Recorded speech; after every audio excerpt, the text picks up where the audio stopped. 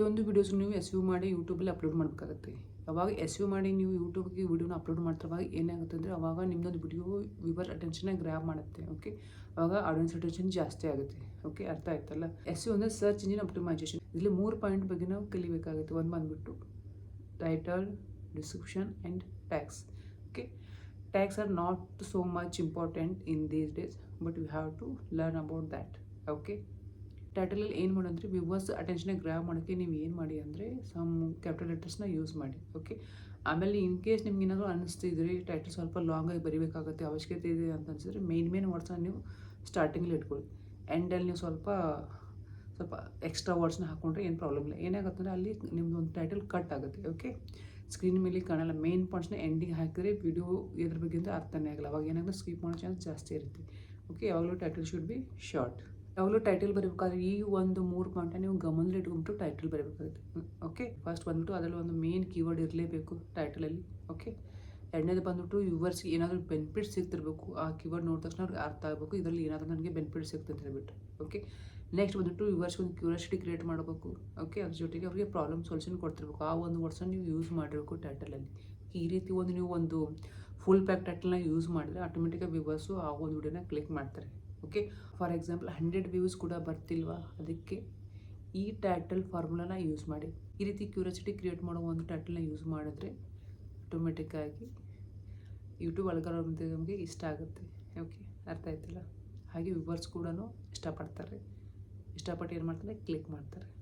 Okay, ಇವಾಗ ನಿಮಗೆ ತೋರಿಸ್ಕೊಡ್ತೀನಿ ಒಂದು ಬ್ಯಾಡ್ ಟೈಟಲ್, ಆಮೇಲೆ ಒಂದು ಗುಡ್ ಟೈಟಲ್, ಒಂದು ಇಮೇಜ್ನ ತೋರಿಸ್ತೀನಿ. ಆ ಇಮೇಜ್ ನೋಡ್ಬಿಟ್ಟು ನಿಮಗೆ ಅರ್ಥ ಆಗುತ್ತೆ. ಓಕೆ, ಯಾವ ರೀತಿ ಟೈಟಲ್ನ ಬರೀಬೇಕಂತ ಹೇಳ್ಬಿಟ್ಟು.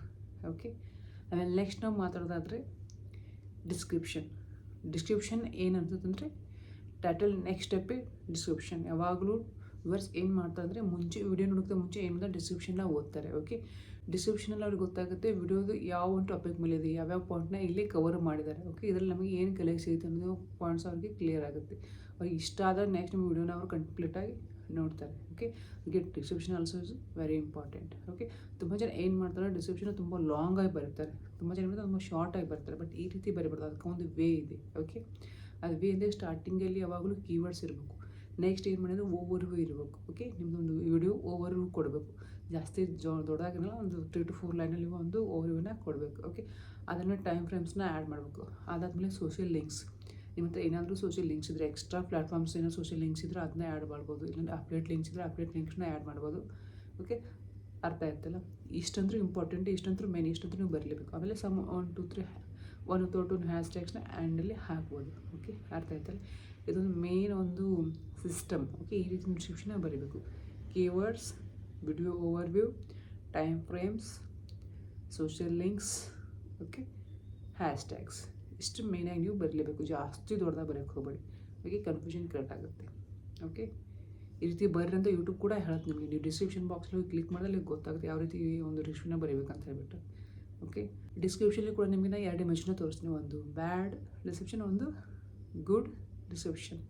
ಓಕೆ, ನಾವು ಈ 2 ಮೊದಲು ನಿಮಗೆ ಕೀವರ್ಡ್ಸ್ ಬಗ್ಗೆ ಹೇಳ್ಕೊಡ್ತೀನಿ. ಓಕೆ, ಕೀವರ್ಡ್ಸ್ ಅಂದರೆ ನೀವು ಟೈಟಲಲ್ಲಿ ಯಾವಾಗಲೂ ಒಂದು ಏನಾದರೂ ಒಂದು ಕ್ಯೂರಿಯಾಸಿಟಿ ಕ್ರಿಯೇಟ್ ಮಾಡೋ ವರ್ಡ್ನ ಯೂಸ್ ಮಾಡ್ತಾರೆ, ಅದೇ keywords. For example, how to create YouTube channel within 5 minutes, and next how to create short videos.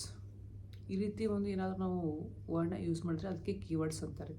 ಕೀವರ್ಡ್ಸನ್ನು ನೀವು ಯೂಸ್ ಮಾಡಿ ಏನು ಇಶ್ಯೂ ಇಲ್ಲ. ಟೈಟಲ್ ನೀವು 1 ಅಥವಾ 2 ಕೀವರ್ಡ್ಸ್ನ ಯೂಸ್ ಮಾಡ್ಬೋದು. ಇದರಿಂದ ಏನಾಗುತ್ತೆ ಅಂದರೆ ನೋಡೋರಿಗೆ ಅರ್ಥ ಆಗುತ್ತೆ ಒಂದು ಈ ವಿಡಿಯೋದಲ್ಲಿ ಏನಿದೆ, ಆಮೇಲೆ ಏನಾದರೂ ಒಂದು ಕ್ಯೂರಿಯಾಸಿಟಿ ಕ್ರಿಯೇಟ್ ಮಾಡ್ತೆ ಆ ಒಂದು ಟೈಟಲ್ನ ಕ್ಲಿಕ್ ಮಾಡಿಬಿಟ್ಟು ಕೀವರ್ಡ್ಸ್ನ ನೀವು ಏನು ಮಾಡಿ ಅಂದರೆ ಟೈಟಲಲ್ಲಿ ಯೂಸ್ ಮಾಡಿ. ಓಕೆ, ಟೈಟಲಲ್ಲಿ ಯೂಸ್ ಮಾಡಿದ್ರೆ ಏನಾಗುತ್ತಂದರೆ ಕ್ಲಿಕ್ ಥ್ರೂ ರೇಟ್ ಜಾಸ್ತಿ ಆಗುತ್ತೆ, CTR ಜಾಸ್ತಿ ಆಗುತ್ತೆ. ಕ್ಯೂರಿಯಾಸಿಟಿ ಕ್ರಿಯೇಟ್ ಆಗಿಬಿಟ್ಟು ವ್ಯೂವರ್ಸ್ನ ಒಂದು ವಿಡಿಯೋನ ಕ್ಲಿಕ್ ಮಾಡಿಬಿಟ್ಟು ನೋಡ್ತಾರೆ. ಓಕೆ, 1 ಇಂದ 2 ಯೂಸ್ ಮಾಡಿ, ಜಾಸ್ತಿ ಕೀವರ್ಡ್ಸ್ನ ಯೂಸ್ ಮಾಡೋಕ್ಕೆ ಹೋಗಬೇಡಿ. ಓಕೆ, ತುಂಬ ಜನ ಏನು ಮಾಡ್ತಾರೆ ಕೀವರ್ಡ್ಸ್ ಇದೆ ಅಂದ್ಬಿಟ್ಟು ಟೈಟಲಲ್ಲಿ ತುಂಬ ಕೀವರ್ಡ್ಸ್ನ ಹಾಕ್ತಾರೆ. ಆ ರೀತಿ ಮಾಡೋಕ್ಕೆ ಹೋಗಬಾರ್ದು. ಓಕೆ, ಅರ್ಥ ಆಯ್ತಲ್ಲ. ನೆಕ್ಸ್ಟ್ ಮಾತಾಡಿದ್ರೆ ಟ್ಯಾಗ್ಸ್. ಇವಾಗಿನ ಇದರಲ್ಲಿ 2020ರಲ್ಲಿ ಟ್ಯಾಗ್ಸ್ ಅಷ್ಟೊಂದು ಇಂಪಾರ್ಟೆಂಟ್ ಏನಲ್ಲ. ಓಕೆ, ಆದರೂ ಒಂದು ಯೂಟ್ಯೂಬ್ ಕಡೆಯಿಂದ ಒಂದು ಆಪ್ಷನ್ ಇದೆ ಅಂತ ನೀವು ಯೂಸ್ ಮಾಡಿ. ಓಕೆ, 2026ರಲ್ಲಿ ಮಾತಾಡೋದಾದರೆ ಟ್ಯಾಗ್ಸ್ ಯಾವುದೊಂದು ರೋಲ್ ಪ್ಲೇ ಮಾಡಲ್ಲ. ಓಕೆ, ಯೂಟ್ಯೂಬ್ ಹೇಳುತ್ತೆ tags are not important as much ನಾವು. ಓಕೆ, ಇವಾಗ ಏನಂದರೆ ಎಲ್ಲ ಪ್ಲಾಟ್ಫಾರ್ಮಲ್ಲಿ AI ಇನ್ಸ್ಟಾಲ್ ಮಾಡಿದ್ರೆ ಯೂಟ್ಯೂಬಿಗೆ ಗೊತ್ತಾಗುತ್ತೆ ಯಾವುದೊಂದು ವಿಡಿಯೋ ಯಾವ ಒಂದು ಟಾಪಿಕ್ ಮೇಲೆ ಇದೆ, ಇದರಲ್ಲಿ ಏನೇನು ಇನ್ಫಾರ್ಮೇಷನ್ ಇದೆ ಅಂತ ಒಂದು ವಿದಿನ್ ಸೆಕೆಂಡಲ್ಲಿ ಅದು ಅನಲೈಸ್ ಮಾಡುತ್ತೆ. ಅದಕ್ಕೆ ಟ್ಯಾಗ್ಸ್ ಇಂಪಾರ್ಟೆಂಟ್ ಇಲ್ಲ. ನಿಮ್ಗೆ ಬೇಕಿದ್ರೆ ಯೂಟ್ಯೂಬ್ ಕಡೆಯಿಂದ ಆಪ್ಷನ್ ಇದೆ ಅಂದರೆ 2 ರಿಂದ 3 ಟ್ಯಾಗ್ಸ್ನ ನೀವು ಹಾಕ್ಬೋದು. ಅದೇ ನಿಮ್ಮದು ವಿಡಿಯೋಸ್ಗೆ ರಿಲೇಟೆಡ್ ಆಗಿರಬೇಕು, ಬಿಟ್ಬಿಟ್ಟು ಬೇರೆ ಏನಾದರೂ ಹಾಕೋದಲ್ಲ. ಯೂಟ್ಯೂಬ್ ಕಡೆಯಿಂದ ಇದೆ ಅಂದಮೇಲೆ ಈ ಒಂದು ಆಪ್ಷನ್ನ ಯೂಸ್ ಮಾಡ್ಕೊಳ್ಳಿ. ಬಟ್ ಹಾಕಿಲ್ಲ ಅಂದರೂ ಏನು ಇಶ್ಯೂ ಇಲ್ಲ. ಓಕೆ, ಟ್ಯಾಕ್ಸ್ ಅಂದರೆ ಯಾವುದೇ ಒಂದು ಇಂಪಾರ್ಟೆಂಟ್ ಚೇಂಜಸ್ ಆಗಲ್ಲ ನಿಮ್ಮದೊಂದು ವಿಡಿಯೋದಲ್ಲಿ. ಓಕೆ, ಇವನ್ CTR ಚೇಂಜ್ ಆಗಲ್ಲ, ಆಡಿಯನ್ಸ್ ರಿಟೆನ್ಷನ್ ಚೇಂಜ್ ಆಗಲ್ಲ, ವ್ಯೂಸ್ ಜಾಸ್ತಿ ಬರೋಲ್ಲ, ಏನೂ ಚೇಂಜಸ್ ಆಗಲ್ಲ. ಓಕೆ, ನೀವು ಬೇಕಿದ್ದರೆ ಟ್ಯಾಕ್ಸ್ನ ಹಾಕಿ, ಇಲ್ಲಾಂದರೆ ಅದನ್ನು ಹಾಕ್ದೇನೂ ಇರ್ಬೋದು. ಓಕೆ, ಅರ್ಥ ಆಯ್ತಲ್ಲ? ಓಕೆ, ನಿಮಗೆ ವಿಡಿಯೋಗೆ SEO ಹೇಗೆ ಮಾಡಬೇಕು ಅಂತ ಅರ್ಥ ಆಯಿತು ಅನ್ಕೋತೀನಿ. ಜೊತೆಗೆ ಟೈಟಲ್ ಹೇಗೆ ಬರಬೇಕು, ಡಿಸ್ಕ್ರಿಪ್ಷನ್ ಹೇಗೆ ಬರಬೇಕು, ಕೀವರ್ಡ್ಸ್ ಹೇಗೆ ಆ್ಯಡ್ ಮಾಡಬೇಕು, ಹಾಗೆ ಟ್ಯಾಕ್ಸ್ನ ಕೂಡ ಹೇಗೆ ಯೂಸ್ ಮಾಡಬೇಕು ಅನ್ನೋದು ಗೊತ್ತಾಯ್ತು ಅನ್ಕೊತೀನಿ. ಇನ್ ಕೇಸ್ ನಿಮಗೆ ಈ ಒಂದು ವಿಡಿಯೋ ಇಷ್ಟ ಆಗಿದ್ರೆ ದಯವಿಟ್ಟು ಚಾನಲ್ಗೆ ಸಬ್ಸ್ಕ್ರೈಬ್ ಮಾಡ್ಕೊಳ್ಳಿ.